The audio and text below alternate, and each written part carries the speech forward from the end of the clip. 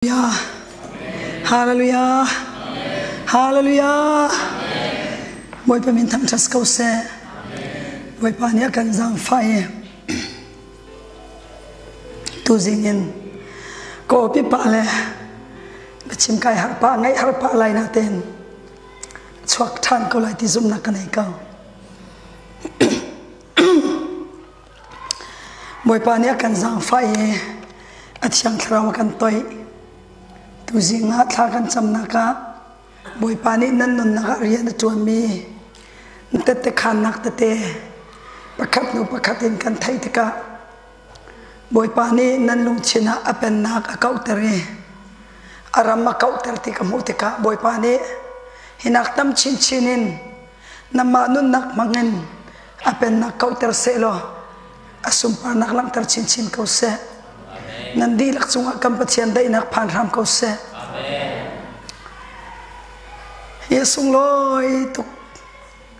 tham that na kan ti mi he atu kan chana chun thasak chiam jong han tam tuk chang thong tha chim chiam jong han tam tuk chang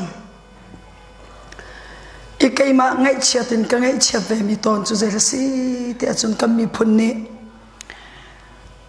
that chwa kan chau lo tuk ti ka ro mi chu Patian kan thang that pa rual in lakan sak pa rual in atunaya thalian sang nu ni te khan ban tu kan khan Patian ki focus hai tua I ama ki sumpa nak pek nakin mini achiam katin ha se a o tha katin ha se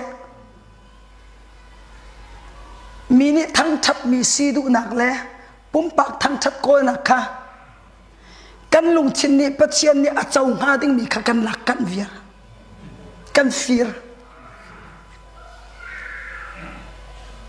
le chu cha chun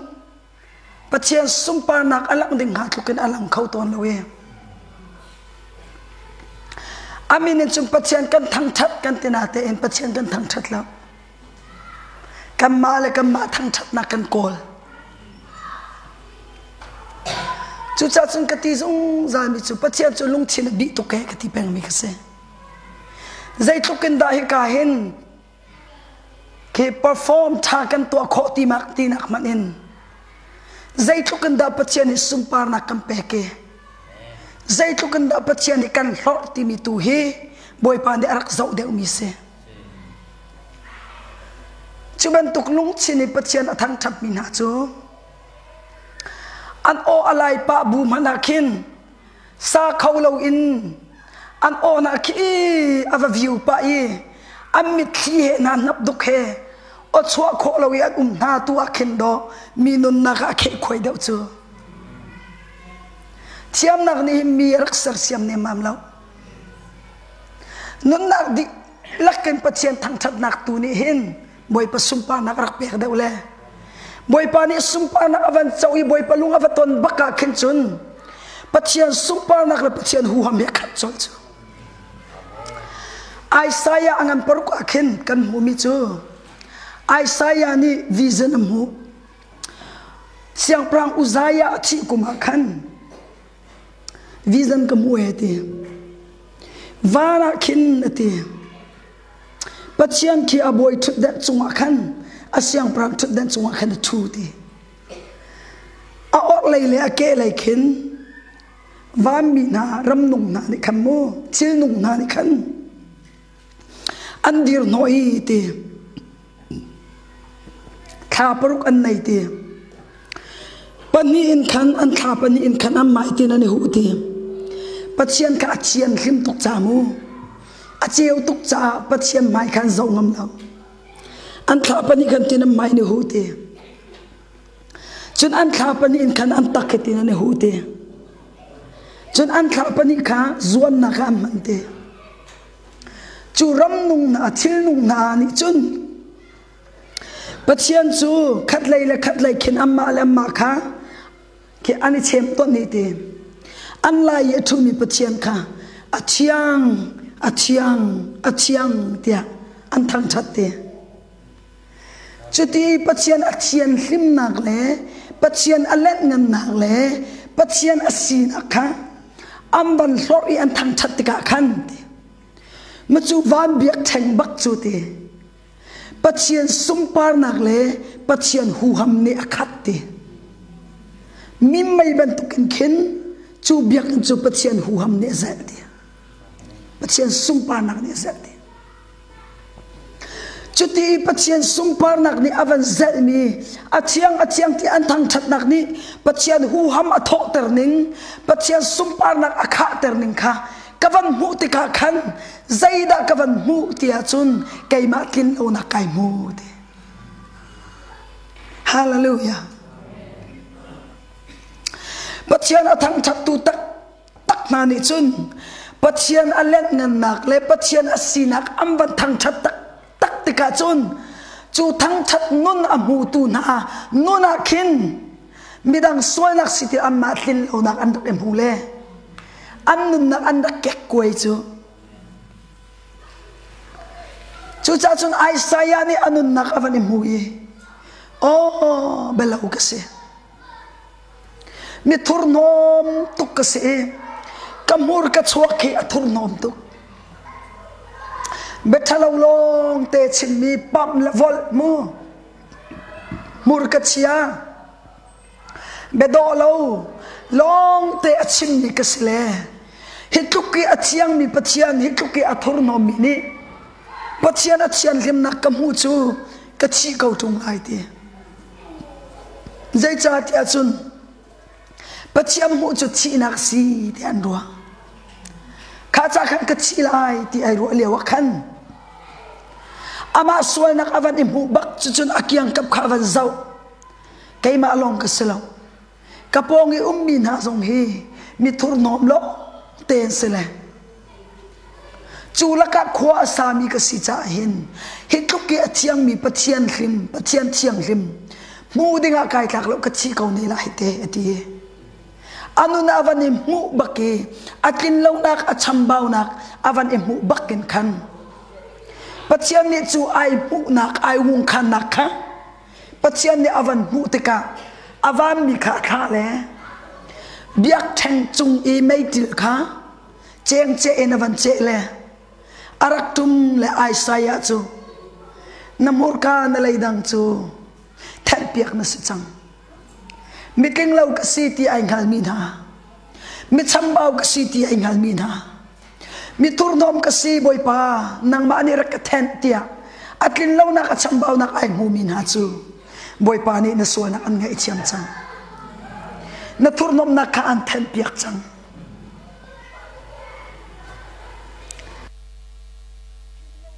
a chambau nak a chian hlim lo nak ka chiang khrau mai ni avan du te ka chun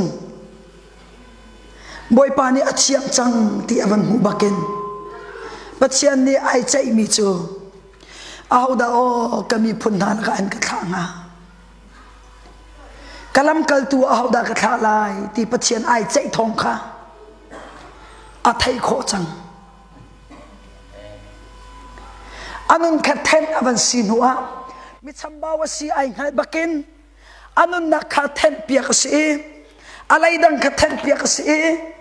chu then pia avan si bakin boy pa o thai chang boy pa min tham chas kau se mi chambau ka si ti ai ngal min hale chu surrender atwa min ha chu boy pa ni chiang khrau ni atok na tika chu min ha sina chum boy pa ai phuang du tuk chang boy pa ni chona du tuk chang na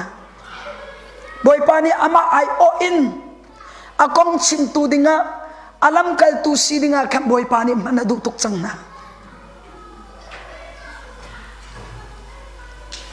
chu cha chun pathian athang that tu na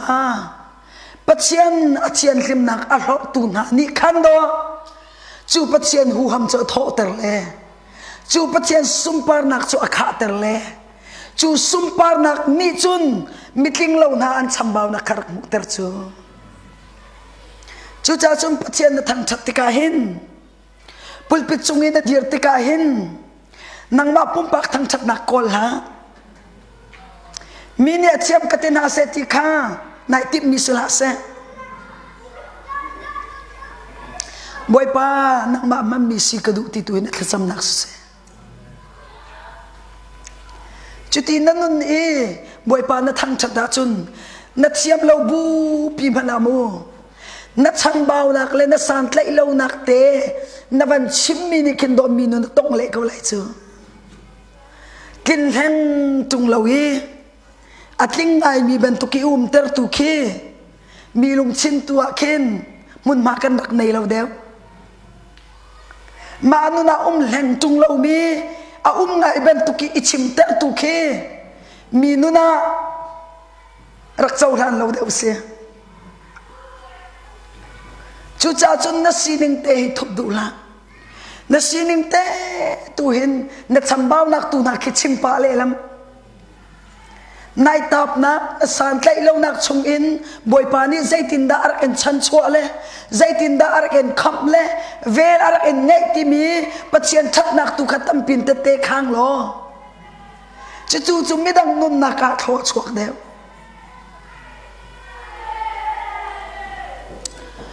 chu cha chum vai tam pi chu pathian kam biak ning he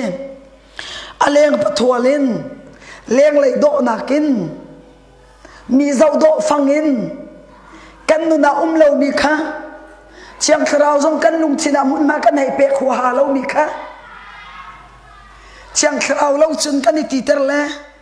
atak tak le ngai ngai an nun na ka chiang khrao ko mun manat pe ne mam tung lo le na ka na chim zong an nun na ni chiang khrao mun marak pek tung lo wa chun na chim nak ni kham mi lung china ri na tuan ne mam lai lo khen na kum lai lo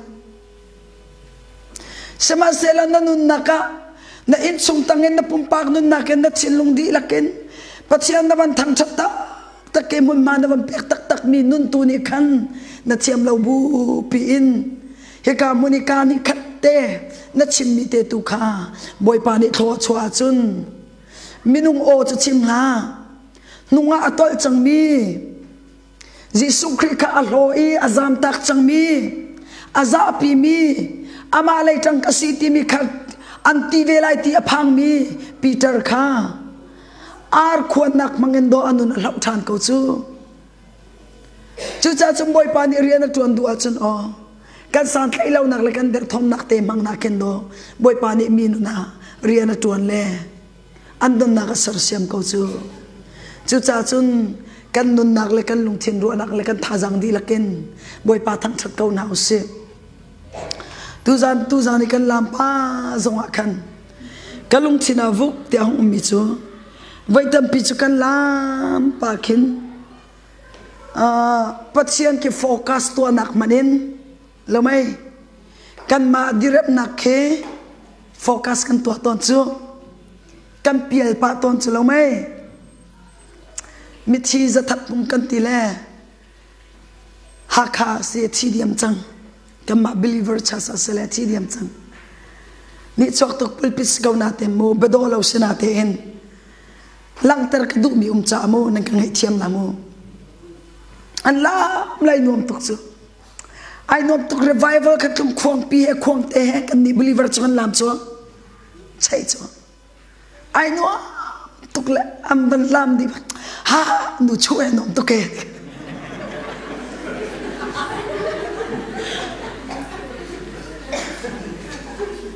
pathian ka focus to thai ti la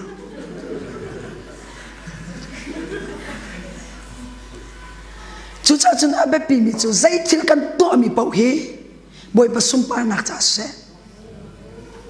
kan lam mi jong hi boy pa mai do kan lam si chu kan tha jang do pathian kan thang that chu cha chun kalam pa khin kam focus atlaw sual nak ngalo din cha khin chiang khrao khi bom na kal pengi chiang khrao nang ma maya do kan lam hi o kan tha jang do nang ma cha kan bung hi o nang ma do kan en hlor hi o kan ma nok nak so so men kan lam lo hi o kan en tan hi kan en hlor hi na mai do kan tha jang kan bung hi tia chiang khrao ka he ka chon pa ton zai chil kan to mi poi boy pasum pa nak so ase boy pa mama pek na chiam pa wa chun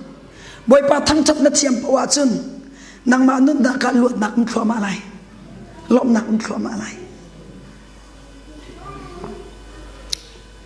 chú cha tu zana gan pi monica thalian sang nu chunga kai lom to ke boy pani mang chin chin kau se in thom chin chin kau se kami phuna pathian thang that nak la gospel sing karan tampi na te in tharau focus mi na ken na chim mi kha man chu sing kar tam pi khe pathian sumpar pek na ken zaitin da revival la le pathian ni sumpar na ka chaulati nak manin an o he airem de mi khan chim ko chu an o he airem da mi hi ka saka chun ko o he airem atha ti mi rong rang ke an chim la do a chiam bak sikan tila dik ko chu minu narian 20 lo atu gospel la kan nei mi por ke minu na chom mi pakhat mam ti lo mirang la pol worship la pol na zaizat kan ngai zonga kan chim ti lo se kan nu na kan chom tuk chu atu chu pathian ka focus to ai pathian sumpa nak pek nakin kan o he ai ke do mi a o tha ba khong kan te na se hong an siam kan te na se ti mi thang that kan kol cha a pathian thang chap pa bu em biak thanga biak nak rai thoi pa bun kan tlau chu tam tu ka chima chon ngai chia sola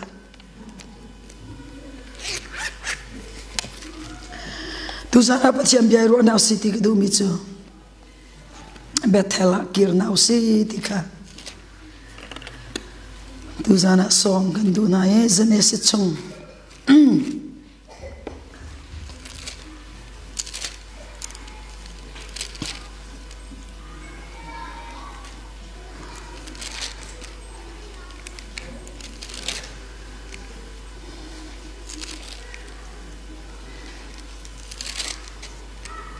kahen ka ban rel ta lai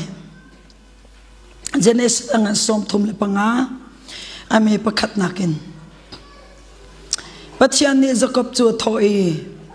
itim lo Bethela kal lo chuka chum va chun na u isau sin in na zam liao I na sin I alang mi pathian cha khan chuka chun biak thang pakhat in veser ati chu cha Jacob ni chun a in chung khar le asini ya ummi kha andi ilakin nan ichiami ramdang pathian kha hlondi na u ithian ulo thil thiang isuku hika mun hi kan chu tak lai I Bethela kan kalai chuka chun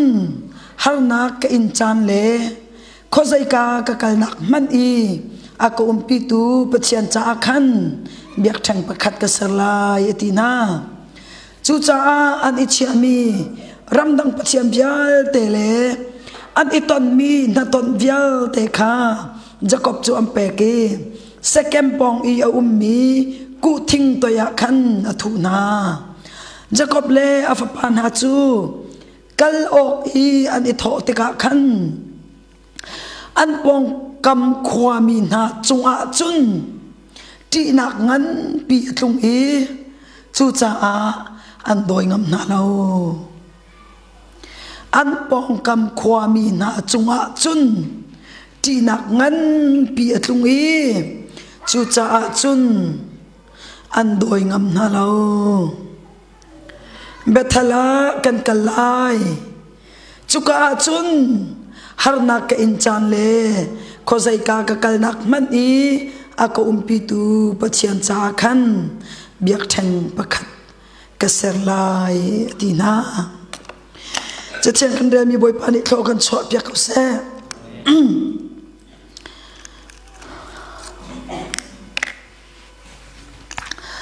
Jacob chu kan thai ben tu ken tuam bia Rebecca Isaac le Rebecca I am fa se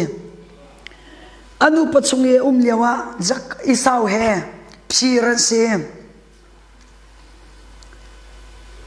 anu pachunga khan ani wrestling peng ani phok peng makhaliwa khan chun CT scan velau ultrasound velau chutika anau tuning kha faktuk afatuk tika siwang na orak poi kholana khan chun naw na kapek lo atile ampa kha olok chon ampa ni kha champiak le isak ni kha champiak le naw poi avam poi tak tak ke anaw ninga that ti lo te ka khan hi bang naw poi lo hi ti naw poi nak cha chon chi gadu deu ti hoi vai tam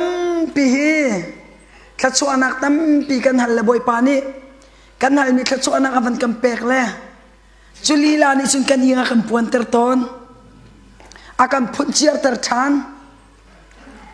tam pin khatsu anak kan pek kan tila kan pek le kan tuan chok ti lo le kan zau khen chok ti lo le kan tha ba kan yinga puang kan vui ram ton chim ka du tak tak mi chu khasi lo cha kalan lai Jacob chu anu pachong in a u isau kha rau chau tu si na kha chu peng isau van chu pa zo khan akadil ba kanai klai akadil ba kha klai bu ba kan dak chok ka ikan thai ban tu kin isau chu rambai chiam mi se saka chiam mi asaka saka apani elang mang cha apani ani he dot dau te na te en Jacob tu chu lenga chuak rem lo in chung tang te longa er mi se anu tapilung rama athu i sentir te ke se mi mulling mi mul mil mu mula nai lo ma chu sil zai da kam yak kholai au ke da klen kholai ti mi ama miak nak ding lo te kol mi se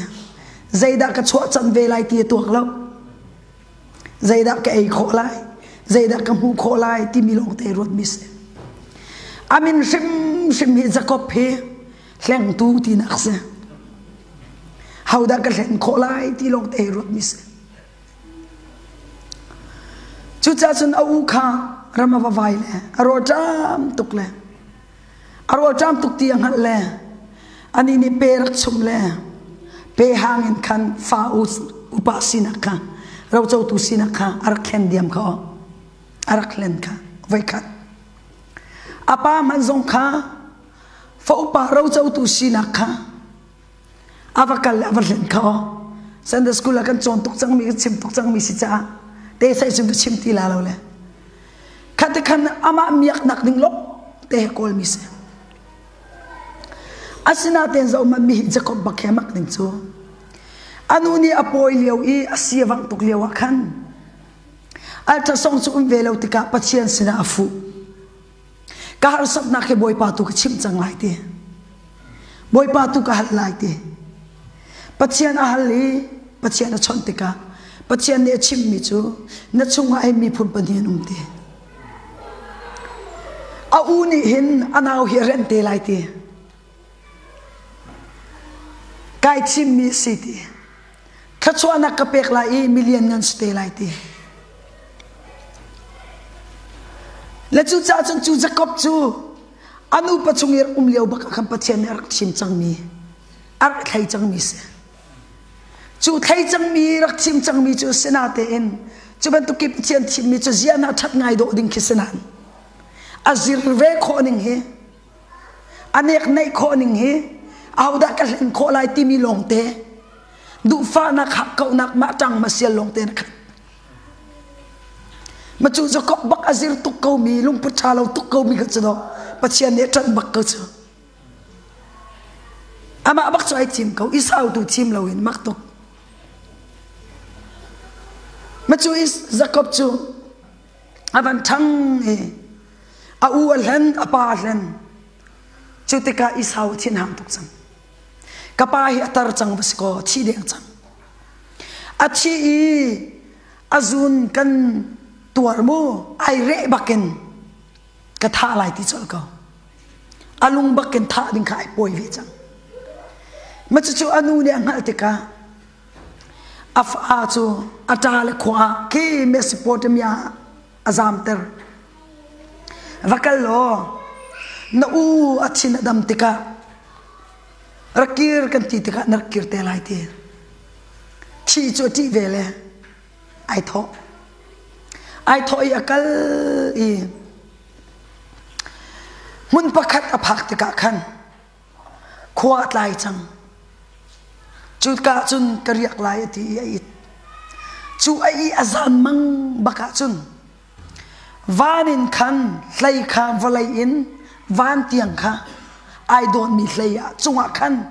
van mi na an tum an kai ka mu na zing lai avan thang la o azia mi assalam an tum an kai ka mu na ai chu chun pathian ni avan chone Jacob kay ma chu na pu Abraham le na pa Isaki an pathian kasi atui na khwal lama hin kan umpila i khozai ka nakalnak mana kan umpi zung zalai te pakhat na ka bekam chun hika na inak tiang he hika na inak mun he narama kam pek lai te na pem vai nak ram chungin khan kan hu phen lai i kan zau khet lai i hika rama hin kan kir pi than lai hi narama kam pek lai thatso anak kam pek lai i hika muna hin nakabiak lai i na pathian ka selai te boy pani chot tika avani thang le o azia hika hi mun so asirwa ka ti mi hi arak si tung lao pathiam wa mi na antum kai nak van kut ka hi si hi boy pa nak mun hi si hi ati I ai kip mi lung kha ala ki chiti to I chuka chun aphun chun athai jing chun ai tho I kholam chope ape I mesipot mia chu avapan apu laban na khwa chuka chun apu in chu avapani fanu pani anai nai lia le Rachel ti Rachel ka ai do de cha Jacob ni chun du tuk nupi cha chu cha chun ama bak ni khan apu kha hawi kha na fanu hi kan ren lai nupi cha ong ka pe ti kum sari in kan ren lai ti e ati kum sari ren asina li atu apek adong naka kan kum sari a chap than nang kum sari tu achun Rachel kha chau chang okay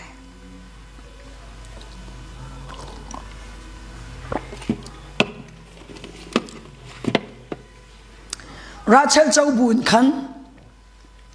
kum sari karen arane chuti chun diana tua ni apu ni atlan laban ni mo adong naka chum boy pa ni chon chan chang Jacob ka Jacob hikara mi chwa tak chang te chwa tak chang napa khwal ram kan pek lai ka ti mi rama khan kir chang boy pa ni chon chutika anu pila fa la ka ai cha na ani chu rama riak cho still khal cho anu pila fa la kai cha na e kha rau iti mulo kapara ma kan kirlai zai cha ti achun nan pa asmi kapuni hin zum okla ten acharyan ka tuani asana tem vai ra kheng te bakhe akalente vai ra kheng te bakhe akalani atu cha za chang te pathian ni kapa pathian ni akacho hivya te hlen na ton nak vialte alai ahluatin na thazang an aimi vialte hivya te an hlen nak vialte kan mu piak di biakar en kam chang nakal nakip pa kan umpila e kan zau khen la e thatsu anak tam pin kan pek la e na para ma kan kirter lai tia arakati mi pathian ni khan kare thaina ki akam upiak chang le kahar sop na ki akam upiak chang le mirab danga napu kapa napa nampa kapuni akaslen nak vialte pathian ni akam upiak chang chucha sun atu chu iti mulakan kalai ti ani thoin kal ankal I chua chun an rakir ni thum rong an kal nuwa kin apula ban ni thai belausi ati asin le hoi ko mavan som na la doi tlai dingin adoi ichu achun Jacob ni akadoi ti ngala chu achun pachian ni Laban kha ari anak muna khu amui changle chu ari anak muna chun azam manga Laban sina pachian ai phuang e zaitin da ti achun Laban iral ring te Jacob chunga hin raunak bia mo chim sual lai chi te keimani ka hu phet mi le ka zau khet mi si te achunga mo be fak chim sual lai chi dia pachian iral ring nak pek chu tika chun athai jing avakal le Jacob chu avaton e ja achin na kazam ta ja na kachim lau hlen na si rak rol si katulan ha zong nam ta man lau in kutlai ta man lau in ja na kakalta kachina hong tuk kanai cha vial te nai kalpi viar ka fanulan ha katulan ha nai kalpi nai klpi na le kachin hun bakan kan doi te kachin hun bakan kan doi na chunga hin chil ka tu alai ka tinate in zan ka mga khan napa I apachian ni khan akatonti Jacob chunga him mo raunak bia chim sualai chi tia napachian ni akti cha atua hin na chunga raunak bia kai tip ning in chil ka tu alsan lo na si ti boy pamin thang thas ko se chu cha chum pachian ni abekam atling mi se Jacob khabia akrak kap ning tukte in nakal na kipa kan hu phet lai kachwa na kam pek lai kan zau khen lai te har nak tak avan phak ni achun boy pani atan zumza an hlentika athazang alakin an laktika boy pani atan ni na thazang he alak mo an lak pek lai chu cha achun na pula ban sina chimlo atial di petial mi pau kai kita selai te na tilale makha atial achu kho nak ngading cha sing atial termi khamu makha strategy kha amu ter tu khapachian so zaitin da apun zam kho nak ha khachu achau kho nak ngading cha zaida atu oxy ti khapachian ni azam mangena chon chu cha chun avan to chiam mami khaka tien din nak pongi aphun I khaka ani kai patika khan atial long te na chon khavial te kha ama ta chang boy pani puzam ama ta pau kha thau tha mil ko tha boy pani bia kap ning ten kha chona ka pek kaven kirtari la e pachian ni chuti in kan hu phen lai kan zau khen lai ka chona kan pek lai hikarama kan kirtar than lai atitika khan Jacob ni ale ve mi chu asi atua hindi thiang thun helong Jordan bai katan te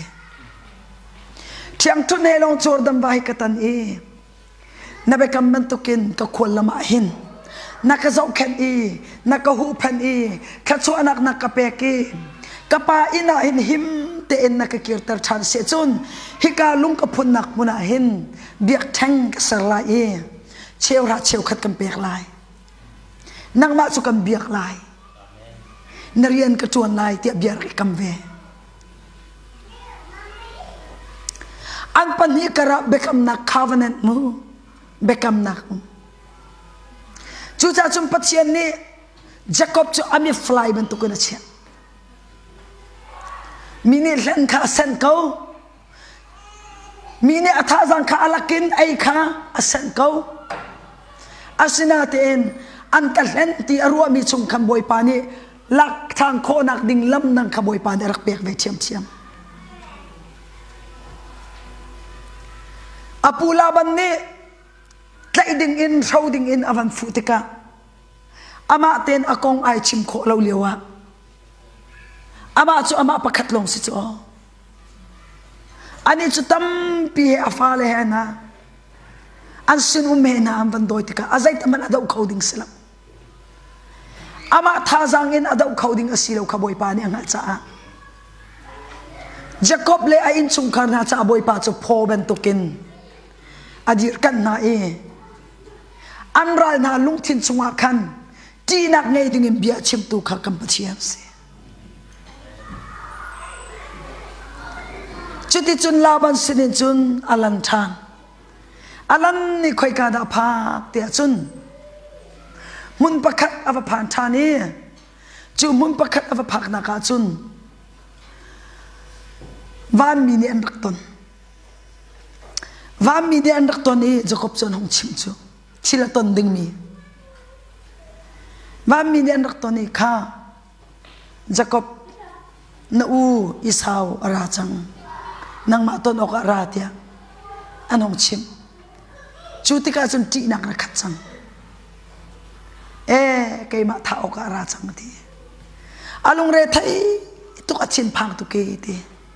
chu ti ka chon lak song kha then e phu ni in chen na e maya lak song he kal tar na rakal chung lo ke chu ka hin ka pathian ka ban ton lai ti kalung ra thai nak via te le kati nak ka phan nak vial te he boi pa maya ka van thun ta lai ka phura ri tu kare thai tu chu cha chum boi pa hu phet nak ka van kol ta lai ti zan ka dai bak boi pa sina tha cham e chuti tha cham kho en chun lak song kha tha ba kha tim thani akali amaya lak song arak boi tu na ding kha atha na e kha Esau ni arak enton na tika hi zaida si anti na tika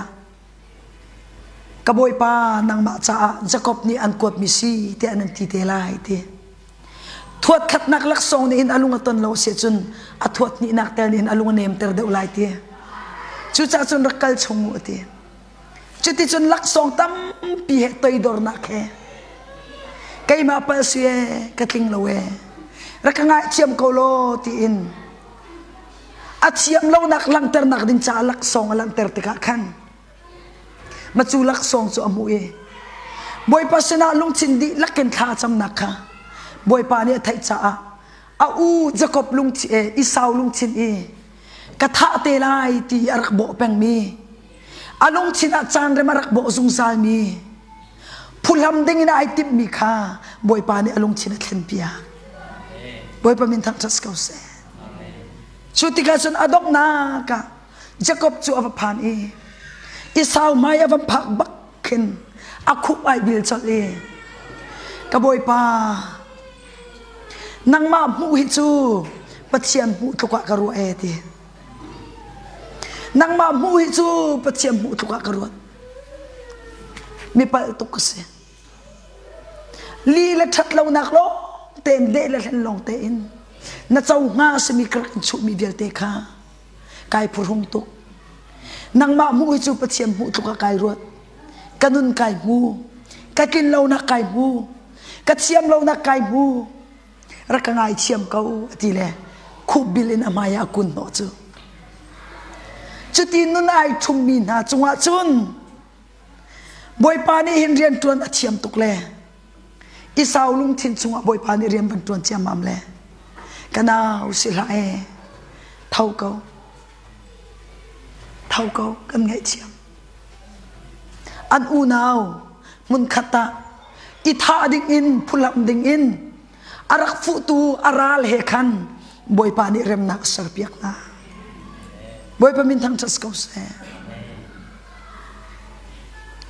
boy pa mai nun ni thup nak ni hin boy pa maya kai ma tling lo si sant lai lo si boy pa ka phurarit karak chambau ka we karak kin lo nak ni na tu hitaza nang ka chuai chang e karak pal nak le nun karak chiam lo nak ni khan atua chun taza ak chuai chang le kai ma phurun nak chang chang e kai ma ralila chang chang e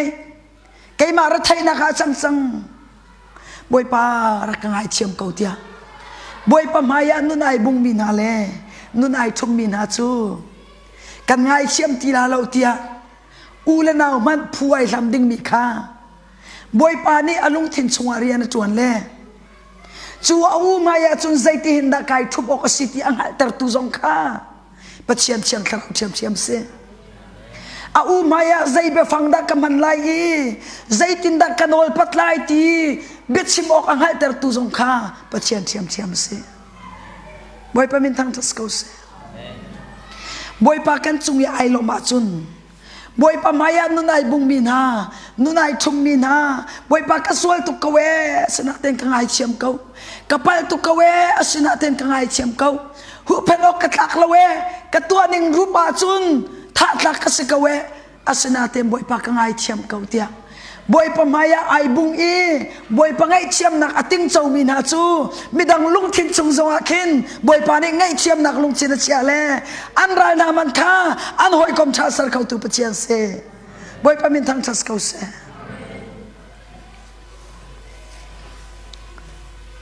chu cha chun ul naw ai that ding fu mi kha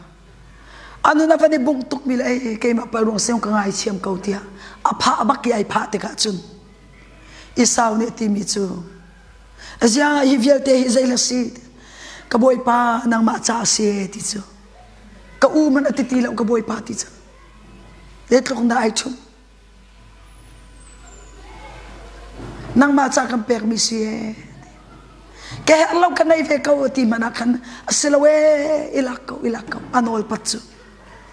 avan nol patika au de van le mi chu khakanaw hi vial te hing hak chiale nu nai me zaida an si an kal kho tung la lo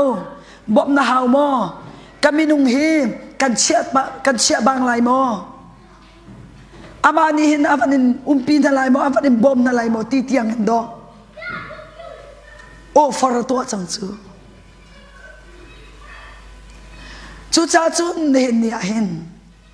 aliam chia mi chana mizir tiang zong nak sekolai milong perthalo zong nak sekolai zaiben tuk lung put le zaiben tuk nun ning zong nak sekolai seman selo boy pamaya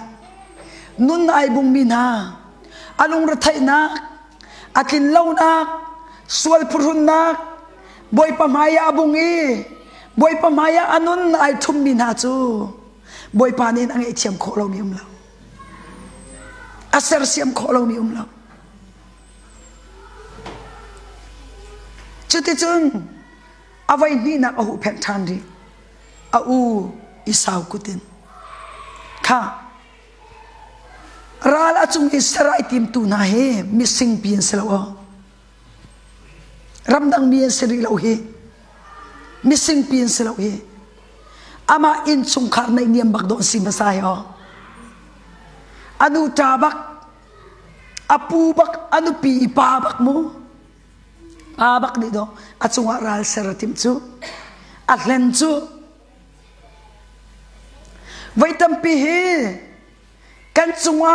thatlo nak lung chin nai mi na chu anak lung chin nai mi ramlo nak lung chin nai mi kan thanga kan chet tu kan wala kan phau tu khe missing pin selem la kan sina akan ngalbik tu kan nai ni ambik akan do tu ti kan ru amina kan bau cham mina tu ken rakston apa ni na ka aubak ula na umat ni mo kan lung na avani khati lawa chun chu kal mina van na ya chun ula na man ai hlo min tam tuk se ula na ai chon khauti lo mi ai pal ti lo min tam tuk se nen ni le banga chun ula na man an ro ti tung lo amma mun ma dir mun that nak ding cha chun phung pheng ni kap thua ma ka ste pa la fama chu cha chun hi a u nau simi a u chong jong in moi pa ni hu pen chan na u nau hi nang ma nun nak cha ti nong bik na simen ko lai na thang an chet tu na mualam phau tu na sifa an du piak tu sema se lo zaiban tuk tip mi thalo jong rak nai ko na ma se nang ma nanun na ka boy pa henai pe tlai na afel pa wa chun boy pa chun na tang pho salai hallelujah ama chun na char hruang pi salai chuti chun isau kutin aluathan aluati akal tika adong na ka chun khoi ka da phak te chun Jacob chalan thua mai kanan ram kha aphan sang asana te en sekem ti mi mun kha phani sekem atang sekem khan khaka khwa khan in ai chok valai ai chok zakatim mu khaliau zakatim valai ai chok le chuka chun in ai sak le mana khwar asutrian tam tuk chang cho achorun tam tuk anai chi tam tuk sal he sin he tam pi khu asa chang e akar tuk chang anai atam tuk chang athar cho atam tuk chang tika khan bethala alam du ti la zai chatin Jacob nik chun Jacob cha zir tuk cho zaida kamia kholai zaida kamu kholai zaida kaisar siam kholai tilong hakau pa si cha khan abe kam khang hal chu bethel ka phak asia chun bethala chun cheura cheu kha pek hau sang lai ting hal chu anai etam tuk chang chu thong khati zakat pek cho foi te chu ting kha rong mu ye thong ra pek chani har tuk chang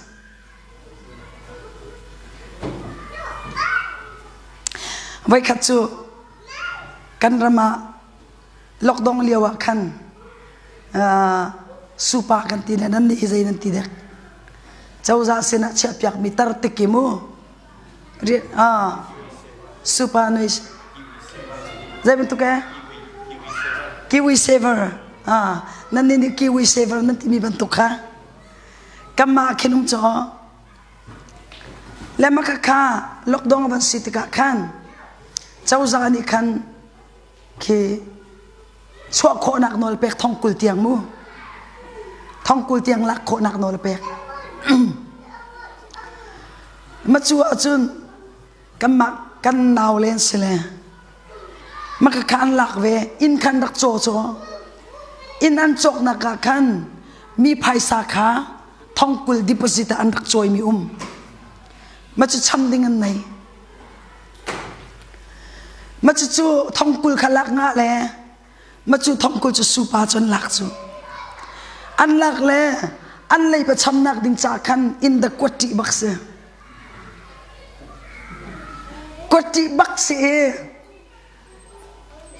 thong kul chung en chun cheura cheu khat an zu si chun thong ni ai zuk cho thong ni ai zu si chun thong kul ting ti lo cho lei pa chamok dai ti lo khatik akhan chamani tim lo chamani tim lo le asenate en boy pa ne healthy selai chu ma chu jing a chun cheura cheu khat kong thong tha ka chim le boy pa ne an na rian tuan le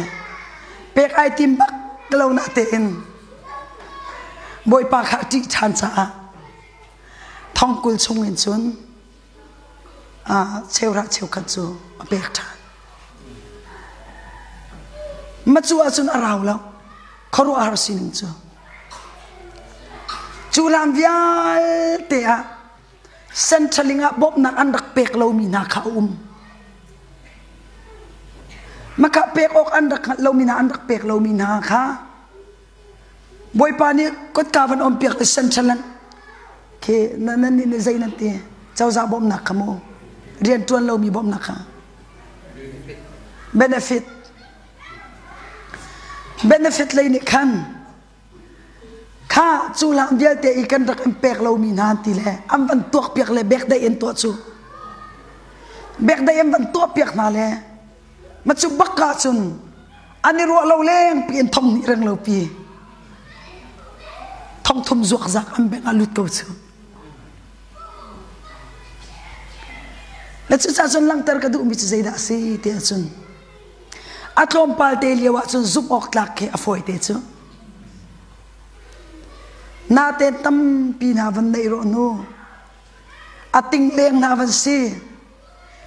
i athong som te na i cheura cheu khap van pek le ting ra na van nei i ting khat cheura cheu khati van zu ding chumu a foi ti lo chu chu cha chun Jacob chu misir tiang pa sele ama mu na ding long rup mi khasele bethalan khadu ti lo bethalan ti lo in Sekem atang le chuka chun muna khwar volayai cho inai cho astil chuka chun khare a e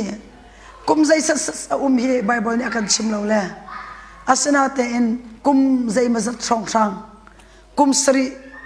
kum rakar thong thang chu do se chuka chun tika khan bethal lei ru mi lan kha ai tim tilau khakai biak thang sar kha ai tim tilau khaka mun akhan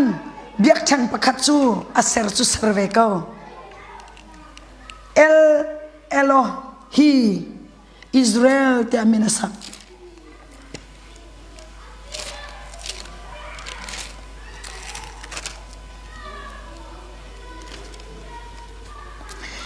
Elohi Israel te aminasak le chuka muna chun biak thang chu serve ko na te in pachian ni phakter atim nak bia an ikam nak Bethel timi buntu khacho la ai tim tila ama seram ning in ama du ning in pachian kha bia khramai thok chang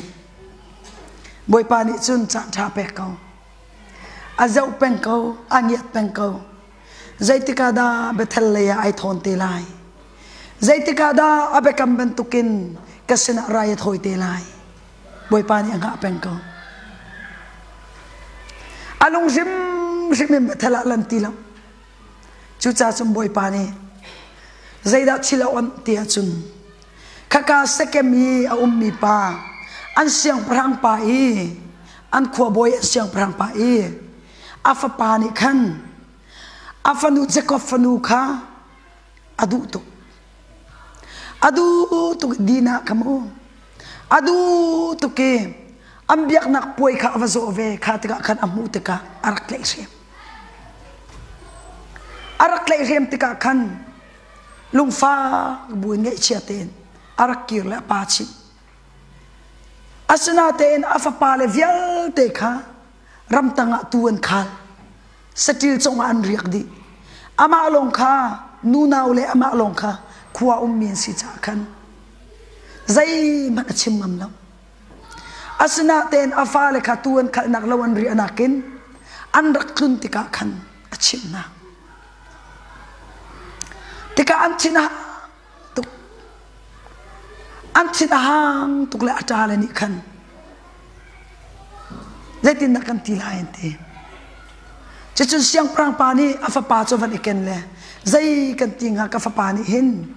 na fanu hi adu tuk cha nu pi cha ong kan pe ko kan ni zong ni in thi na usi lo nan ni zong ni kan thi ve ko in va na usi lo kan va ve ko mi phun pakhata isarusi mun khata tang tiusi rakan chaulang ko na fanu rakam vater ko tia dina kham ba chutika o asakao tia that na kanan le ama belte chu kan ni mi phun chu chuar parai tam mi kan se kan ni nang kan thit ding se chun nan chuar par na ni tan hau kan ni va ding na si zonga nan chuar par na ni tan hau tia antina e sakau se kanin thit la kho nak ding si pawa chun kanitan ko lai anti e an vatlungi an khwami na via te pa pau kha an chur paran tam pidina kha an ma mi phuni kan thit na lai an ma zoni ong kan thi ve na se iwau si ichi lau si lo kan tang ti lai kho khat kan dir ti lai ram khat kan dir ti lai te an lo thau tu ke e anti an chur par ni tan di chuti chor parani tandi tike amfa ammamu an chor par tan nak ma afa selinga khan atur fa selinga khan atale pani levi le simon ni khan levi le simon ni khan nam vai nam bak ani lak le antur an ku seling bak vongus na seling thazang na ilaw ling akan am valu na vai na min papa po masam na am batha di na chuti ka anong kirle Jacob chuti na khatsa balaw kan se kan ni chu mirama ahong idor chom mi kan se kan ni chu mitlom telong kan se Aja ti nak chunga pai nang katsia hi kan ni chu mitlom telong kasi an ni chon tamtu an ma khwa milong selo khochin chan vial te kha an ma lai an tang di lai kan ni chu tampi tu kan nei tung lo nang ka lau chang tung ti ti nak na khat chu ti nak ki akha liao bak akhan pachian ni avan chon than ne Jacob itim chang ne chung kha vial te kha tim na lo bethela kal lo chuka chun ka cha biak thang rak sar chang boy pani azam manga chot Jacob le pachian chu bia ai kam min se kan biak lai kan thang that lai thiang thun pakhat helong Jordan hi katan na te in ka chu anak tam pi na ka peke fanu fapa na kapeke satil tam pi khatso anak na kapeka si chun nakapek mina khatso anak chung en cheura cheu khat kam pek lai hika bethela hen nang ma chu kan biak lai nang ma chu kan thang that lai narian ka chuan lai ka pachian na salai te bia ai kap mi kha khatso tam tu ka bam pek chang te ka chun khatso pe tu boy pa chunga ilom ti lo in khatso pe tu pachian kharuat ti lo in atla chu anak tu ai zakim chang atla chu anak tu ka zait kunda ka karter lai zait kunda ka pun zam ter lai ti rong ruat chang ama ruadam in ama duning in pachian biak ramai thok chang ama saram ning in biak thang sar ramai thok chang sama sel boy pane ai khai tak tak chang min ha chu ama ne ai ko tak tak chang min ha kha chu anak king pek adu chang min ha chu an ma serem ning so so in biak nak phung so so in rai thoi ter le pachiam biak ter kha san tin halo chu cha chun chu chung in ani khi phu kho tha nak nga ding cha achana chun boy pani har nak ton akan sen ton adot tuk mi afanu fangkhat asenate in afa pale dang nakasena se lo chu khatluk pi khana tur lem ngalo khatluk ti nak zong kha an chunga tlum men ngalo afanu nei chun te fanu fangkhat te bak nei mi chu te bak chu tle khem piak aton tika hin tar nuwa upat nuwa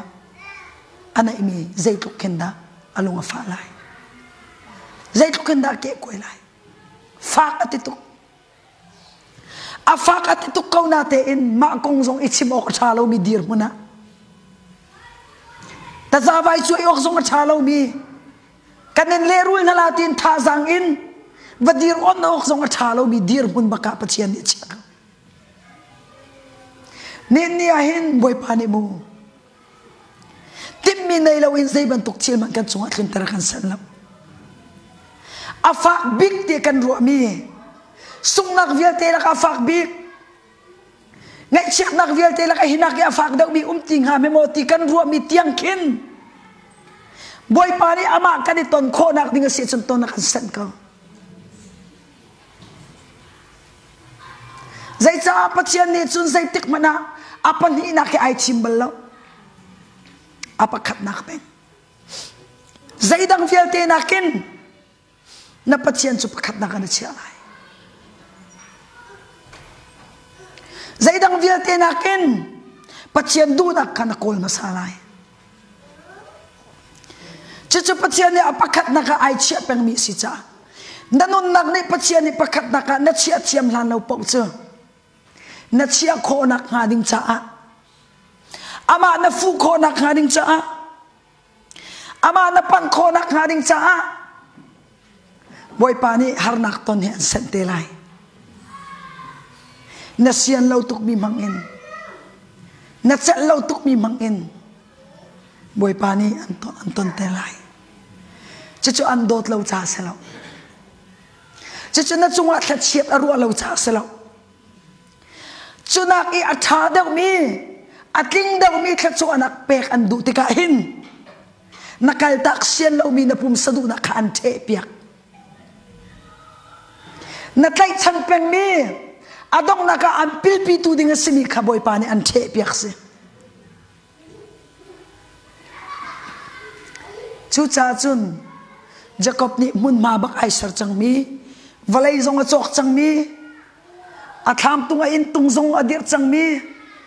kum zai ma za chung ko an sak chang nak chuka mun lama in la lo via te chu kal tak lo ok thati lo boy pani chot chang kal chang Bethel ti sulam chu house of God ti nak se pachian in boy pa nak mun ti nak se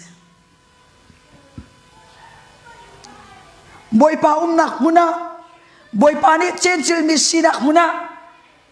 chuka muna chun boy pa ni kalter kandu chucha chun kalchang Jacob boy pa ni chot ni Jacob ai fiam tok chang chute ka chun a in chung khar kha ko na e kha itimu nan thil di la ke itimu chun te nan rob dam pathian nan ken mina kha rachel ni rak ken kha ram nang pathian nan ken mina via te kha rak pe di u te rak pum di u kahin pakap man thu plau rak keng di u amayan rak chwa pi di e machu akal pi e sekem ti mi thingkung pakhat tanga khan valai awa cho ichka chana wathu anram dang pathian vial te kha then piak na zai cha boy pa ton kalani tim cha se anram dang pathian vial te akal tak di athu di ahlot piak di na i athen di na chu ti ga chun atho pi na e chu Jacob le afale na chu ani tho kha khuami na ne muna khuami na ne am van muna an ko ching champol am van muna te ka khan boy pa ni chu khuami na le chu sekem ko ching chan mi na lung chin chunga chun boy pa ni ti na ka chia Jacob le ain chung khar na chunga khan boy pa ni khami na lung chin chunga khan an ni ti na ka chia le an doi ngam na lawe boy pa min thang chas ko se zai cha a boy pa ni atim piak nak mon boy pa nak mun leya boy par foi na ka boy pa ni kal ati nak muna boy pa nol ngai ai chim e pathian am biak nak ding cha i don tu semi amma minung sinak taksa sinak alem masmi pathian lem biak te ramdang pathian biak te kha am van hlot bakin an kal tak bakin do boy pa ni ahu hamin thop na le midang chunga ti nak chia chu boy pa min thang chas ko se mini upat mi sinak he mini ti za mi sinak he klom ruang salam tam ruang zonga salam riam nam chat ruang zonga salam mini upap mi le mini ti mi sinak he boy pa umpi na kan se hallelujah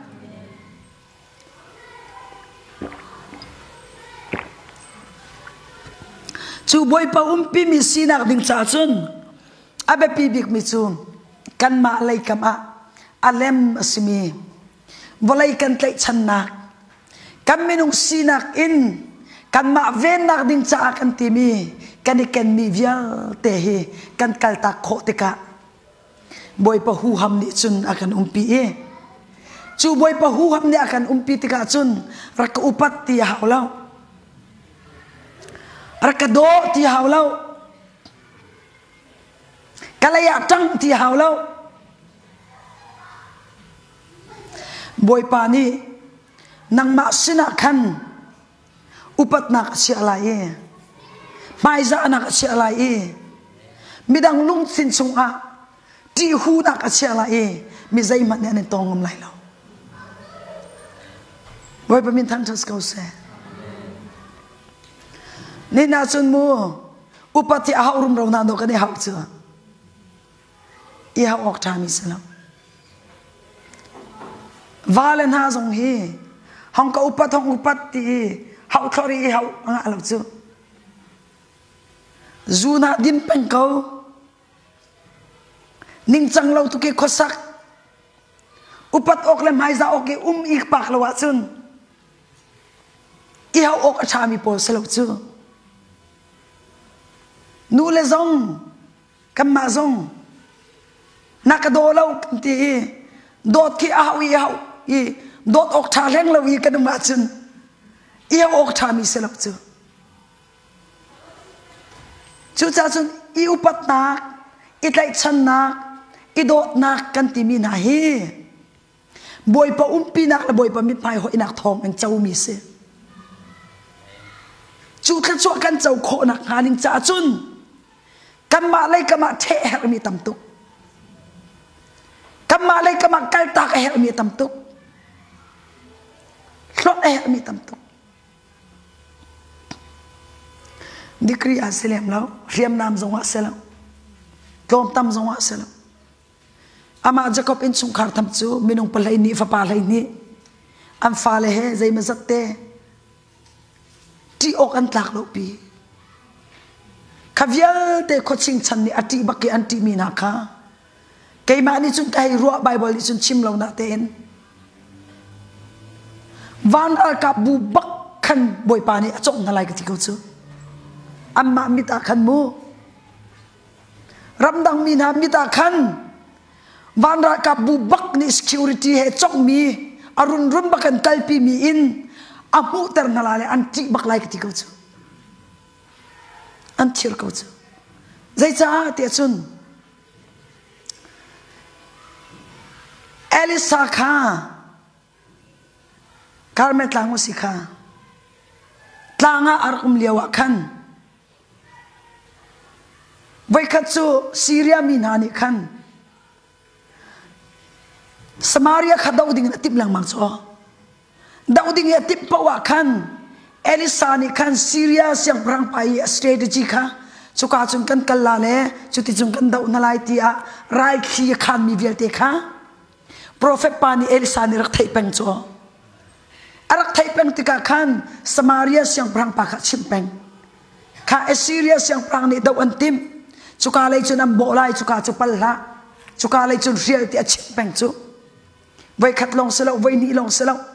avoi van tam chang tika khan azia kaminung lakahin samaria la ya atang mi hauda nan dalan mu dalan hauda tia avan check chang chu chutika khan an le mi chu aslo kan malakan dalan kan law tia dalan kan law ama belte chu i khun chung i na chan kling chung i a thi te khwan ru ami na khan chung i na i na khan chung i rai thi na khan mi vial te bet thi vial te kha a phuang di khau tu prophet pa te ama ni chun a chip na cha si tia an chim ama chu khoi ka da omong ka roi u ka la ka tla ila la ka tha lai te ra kap khare chok lo bak kem bible ye chim ninga chun really kami test sa tukon seti tam tuk chubak ni chun elisa pakhat lai dinga chu vial te ra kap ni amban fu go chu chutika jingka ar khuanga asin pa chu ar khuanga van thaule khuawan chon le namma khuawan to tlang panga tlang chungin view na ban zau chu chutika chun valai chon khat ko ra kap long te aze kan lo chang kan lo chang an kan tha lai di ko tlang khaman khat chang elisa chu azai man poilo zai man poilo tila na chimpang la ti an ma lei tang mi na ken kan ma lei tang an tam deu ti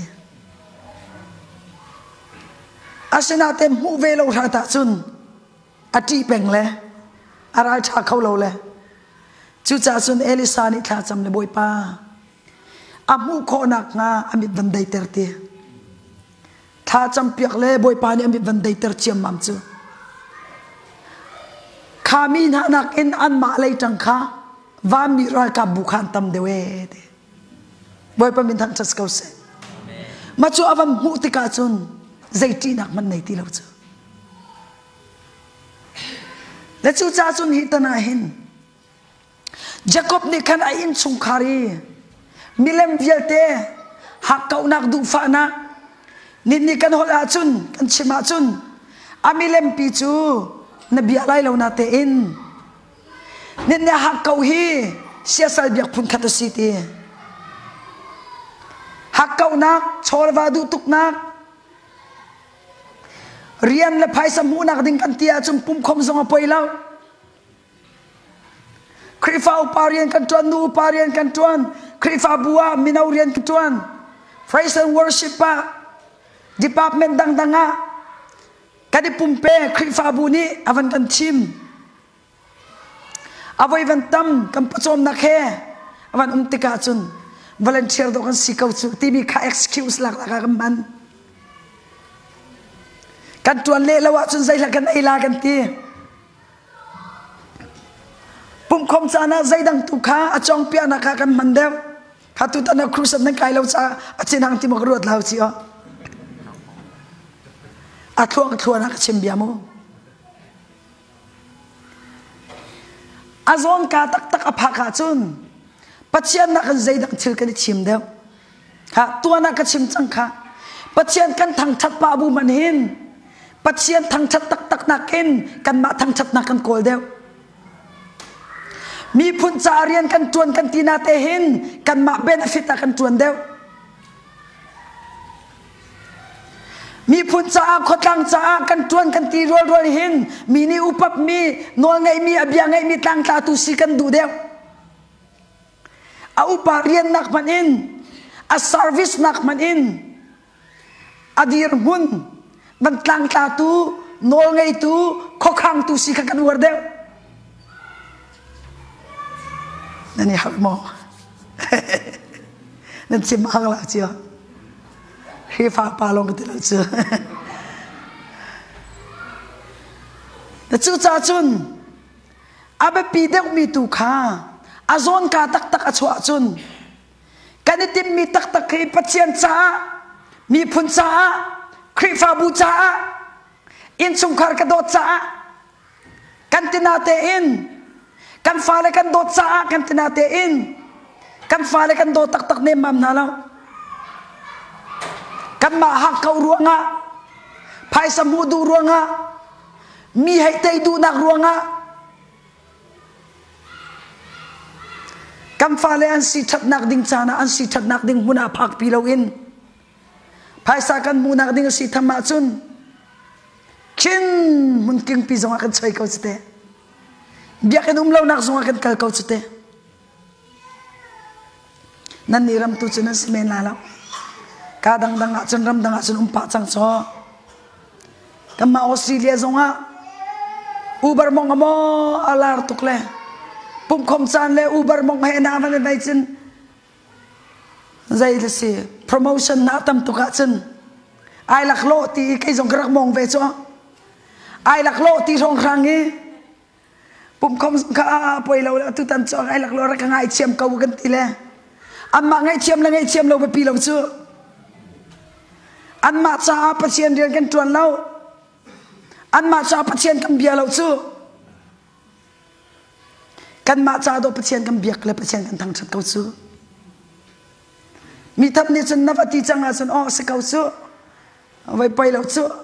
mai le tua chan ram tu ni ti zer kau la le anin tilang mang la le an ni tu kha an tuan thua ma la le nang ni ka kol deu na ti la le amma tu khan rak thang deu lai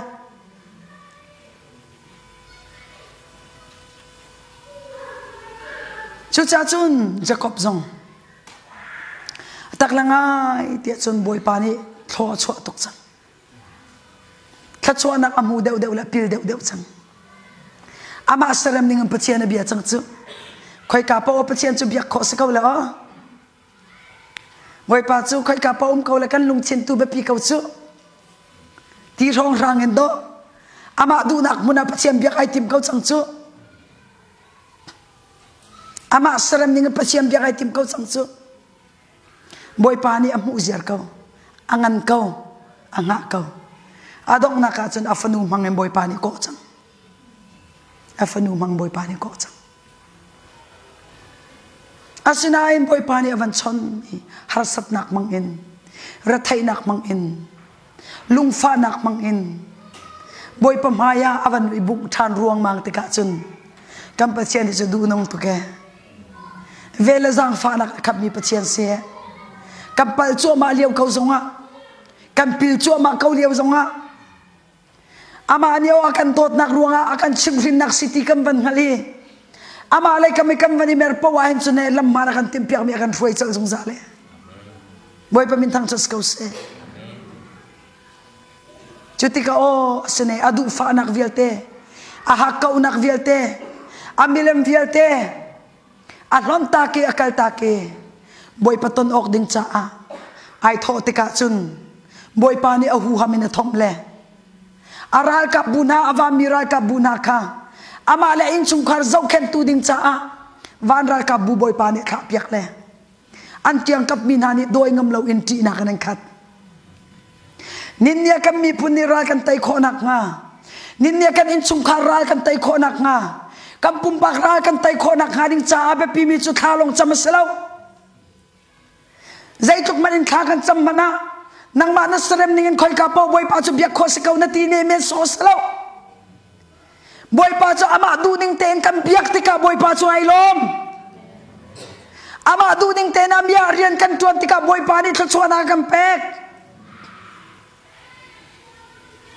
boy pa chu ama du ning te in ama la akong la lam te in kam biak ki kan thang chat tika ahu hamina kan thom tay na kampe ral daw nak sakay matas iti minung tasa kan nini kan tatso zayda si boy pa na do nak zayda si kakan ni riyan si kan lam thala umerta kakan ni riyan si kan hakaw nak kaltak ka kan riyan si hakaw nak ni chun minung lung chini apial tukro nu le ahak akaw tukro nu chun thatchet arut khauti lang ama mu nak ding si pawa chun azai ti pawin amu nak ding alam khakol kolai kala o kasimo aselo mo ti zong ka angal kaw na buin alung chin mit achot chang ro nu achun hakaw nak ni chum balam khanam thai ko kha pachian ni kal la o athalo o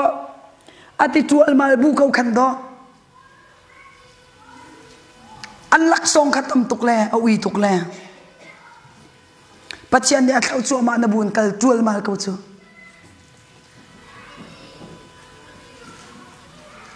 lampia labak ken ai chip mi labak ken boy pa ni son ko chu chu cha sun ni hak ko na kan ti mi he leng la ya alang lo na te en ti anong tak tak mi se chucha chun do jisu khri ni akan chom piak mi lai anon ter tu khe lung chung ni chok mi se mi chil afir ter tu khe lung chung ni chok mi hak ka una kan se khil fir kan ti mi he kan ma ta selo mi kan ma lak ding selo mi kan lak mi pau kan fir ska chu ama ale azon ka cha i manok selo mi ina manasi pa wachon ning chang lo in phai sa man sakaw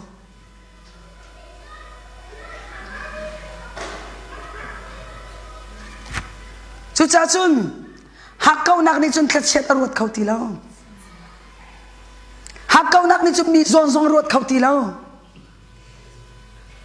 mi non nak zong awi khauti lo chu cha chun chu hak ko nak chu do pathian ne athak tar na chu a hlot tar na chu an milem vial te khan van hlot te ga chun boi pan chungai lom tuk chang boi pani a hu hamin umpi na an ra na lung thin chunga khan boi pani ti na ka chia chang an doi gam tin ha lo thadam te in boi pani atim piak nak na mun Bethel ampan boi pamin thang thas kause chu Bethel ampak bakin Jacob ni Bethela chun lung arak phunak Bethela khan lung phuna khan boi pani biak theng asar e chuka chun rai thoi e kha cham tika chuti rai thoi e kha cham baka boi pani chon thani Jacob ni niri thoken Jacob na siti lai lo leng tu na sina ma tang masil nak lo na khat mi hakau mi na sina namin ni an zul mi na nun he kan khen chang lai ni niri thoken Jacob siti lo in Israel na si chang lai te fatam pi kan pek lai hiram hi nang mata sulai napu Abraham senle napa Isak sini karakap mina bialong karakap nale atakin an rak chawlo mikha nang male na te fanan in atakin an chawlai te hoy pamintang tas kaus kan hu pen lai thachu anak kan pek lai tia kar en kam khan hal kaulo mo makha kan kam mi via te katua di lan lo katlit di lan lo kan kal tak lai lo i kan hu pen lai i kan zau khen lai i thachu anak kam pek lai te kar en kam mi via te kha atu kam pek di chang te kam pek di chang mi phun ngan pi nan chang chang lai thachu anak apeke chu nuwa boi pa ni akal ta vana kai tak te zai cha akap mi vial te kha khin di chang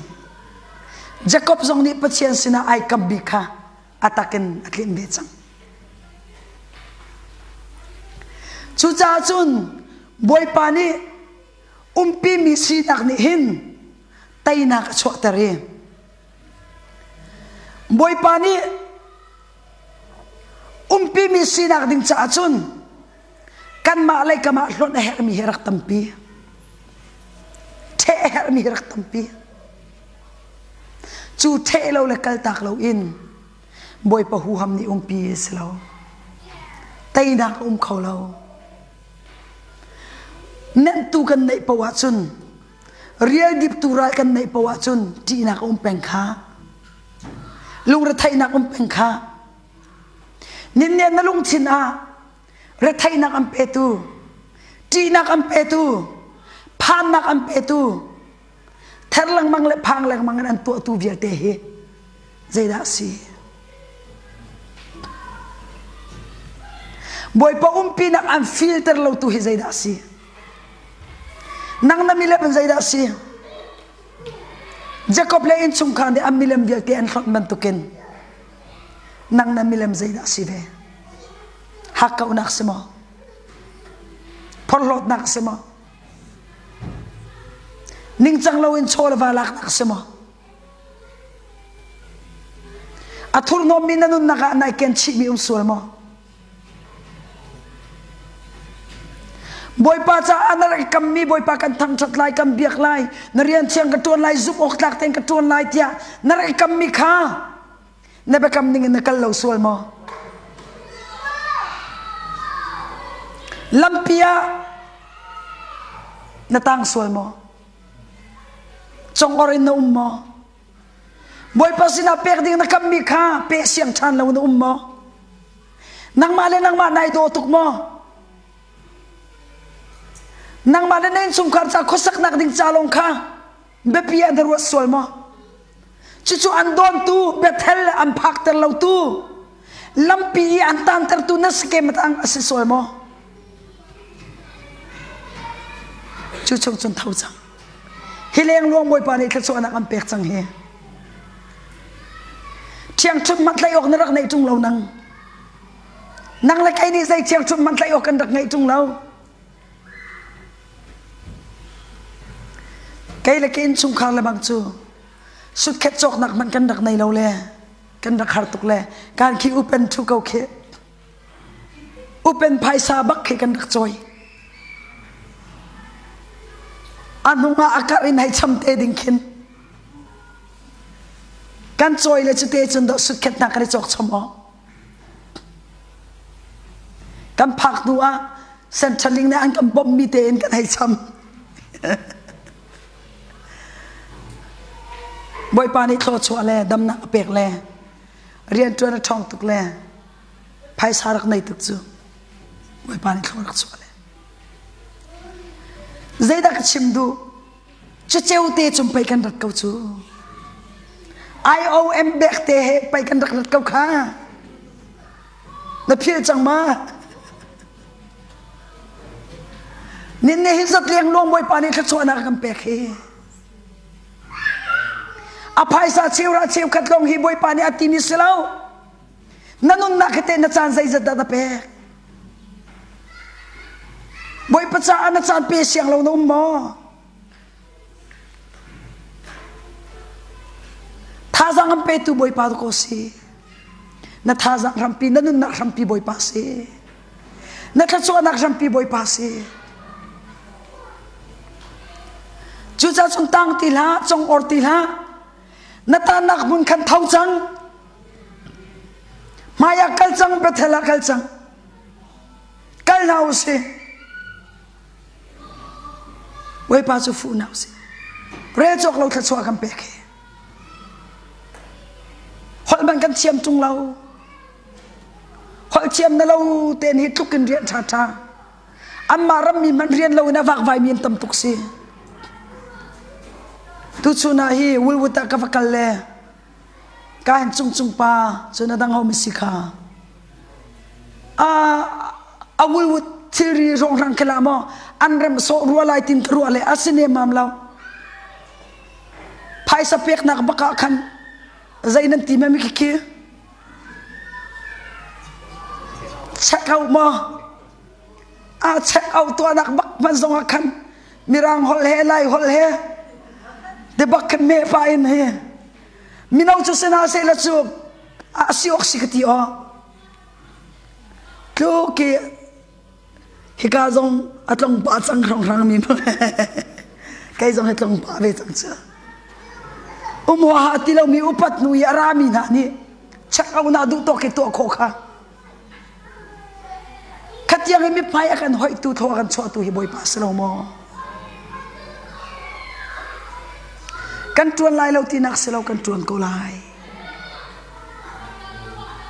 kampum sa jong kan do la lo tinak selo kan do ko lai asina tem pachiam biak tol lak tiang in pachian nai pe tlai nak chat lak tiang in khacham nak cham man nei lo lak tiang in bible re nak cham man nei lo lak tiang in zai chil man ni nanun nak in tan ter la se kalchang nawa chu nupi fate chom ken pale zau khen ka ba bundo kum zakhat chung bak khe ni chiate long sayai tho pen chu kaka boy panol ngai do si o boy parian tuan do si o thong tha chim pa o nan suan na ngai chiu hi valai hi ti lu na to la hi te do thong tha chim pa chu atol lau pachian rian pum pachom pa in du pi fate chom kem pa in boy pa ni afia ni long sai pa bu in thong tha chim pa ri atol lau ninya nang zaini da boy pa sina bianar ikam mi boy pa ram thana ka phak tara chuntia ram ni na ka kan thana rak cham tuk ko lo makha dal hi na lew thana cham tuk ko lo makha ko ramitan sung rong rang nan rak tol rel yawa khan boy pa kan lam no oni na kam phak tara chun tia thana rak sam ko lo makha na thazam nak na phil chang mo ampek mi tam tuk chang le no wi chang mo na siang tilaw mo inoi nang lao si lan chang si hinaki atam da umi boy pani tla so pek akan du cha si hallelujah pek akan fiel hi kan mai tam chin chin kan so pek akan du cha si chu cha chang thon hau si trong orti na lao si kan hang kau nak milam dia te hi lo chang nau si lak lo ding mi la ti lao si to lo ding mi to ti lao si boy pani akan mo chetiki kan fanu kan fapalin nun na kan lak cho matikahin walay ni arhem cho manai walay sual nak ni atay rem cho manaliawahin boy pa lay ka ni merna ka chang chang se oh boy pa zaida lonter na kadu zaida kalt akter na kadu boy pa akan tunter tu chang chang se boy pa ni bi pakat kat mangin thong tha mangin mo silawa thil pakat kat mangin mo nanon naka cha tu na na esia chun pa chi lang mang tila nuam lo nakte apoy lo ti defend nai to pa i na chin pa chu ba kin na chung le cha tu kawa chun so chi tu te kawa chun pa chi ti la kaka science chang kha ti enong chang kha khoi rang en lot khoi rang kai tak boy pa sorry siti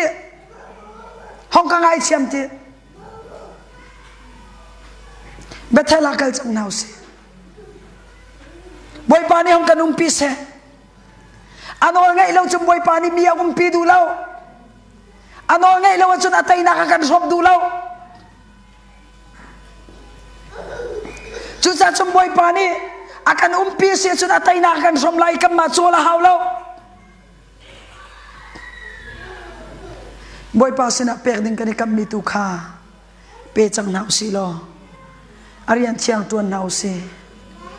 betela kal chang nau si boy pa ne biat la chona kam pek pek ko se